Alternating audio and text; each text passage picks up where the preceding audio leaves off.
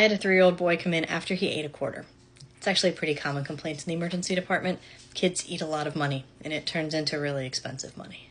It was pretty cold in Florida this weekend, so this little guy's family bet his older sister that she wouldn't do a cold plunge, and they were offering money. And so he wanted to participate. He went and got his piggy bank, and somehow one thing led to another, and a quarter ended up just going down. If something goes into your mouth, there's two potential locations. It could go into your airway or into your esophagus to your GI system. He didn't stop breathing. He didn't have any color change. He wasn't really choking. It was more once he swallowed it, he was having a lot of gagging and almost vomiting, but nothing was coming up. We can assume this is likely in the esophagus. And there are 3 places that things can get stuck in the esophagus. One is the upper esophageal sphincter, kind of in the top part of the esophagus.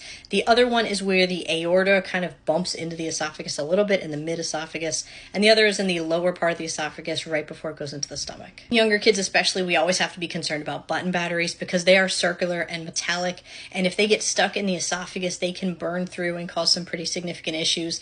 Obviously, being close to the aorta in the one location, the lower esophagus is near the mediastinum, and the upper is near the airway. All 3 of these are very critical locations that we don't want injury to. Got an x-ray, and luckily it had passed all the way through to the stomach. Now, when we're looking at this, we're also double checking to make sure it's not a button battery. So you look for something called a halo sign, or kind of like a double circle, or from a side view, you can see a little bit of a step off with a button battery. For kids who ingest a single coin, it gets all the way to the stomach. We usually let it pass on its own, repeat an x-ray in a couple weeks to make sure it's moved all the way through. And if it hasn't, GI will go in, put a camera down, and take it out.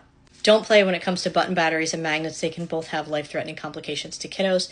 If it's been less than 12 hours and you have a kid that's over 12 months of age, you can give doses of honey on the way to the emergency department, and make sure you get that x-ray to figure out where it is.